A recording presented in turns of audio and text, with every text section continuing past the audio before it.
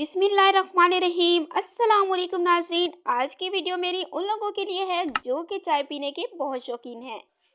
तो जैसा कि रमज़ान का महीना आ रहा है तो आपको चाय पीने के साथ साथ इसकी कुछ एहतियातें भी करनी होंगी।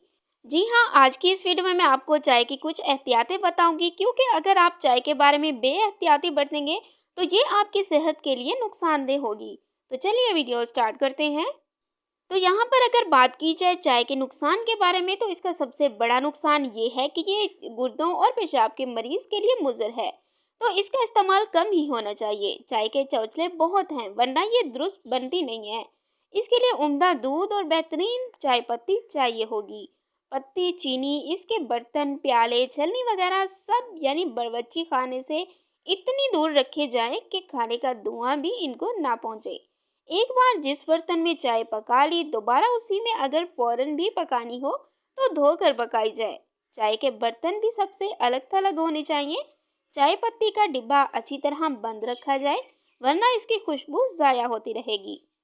पकने के बाद जल्द पी ली जाए। दोबारा गर्म करने से इसका जायका बदल जाता है।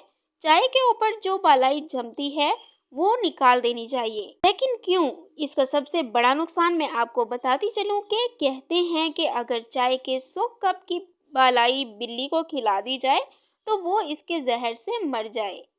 तो ये थी हमारी आज की वीडियो, चाय की कुछ एहतियातें। तो आप भी चाय के शौकीन हैं तो आपको भी इसके बारे में कुछ एहतियातें करनी चाहिए अगर आप सेहतमंद रहना चाहते हैं। Thanks for watching. Please subscribe my channel health clinic.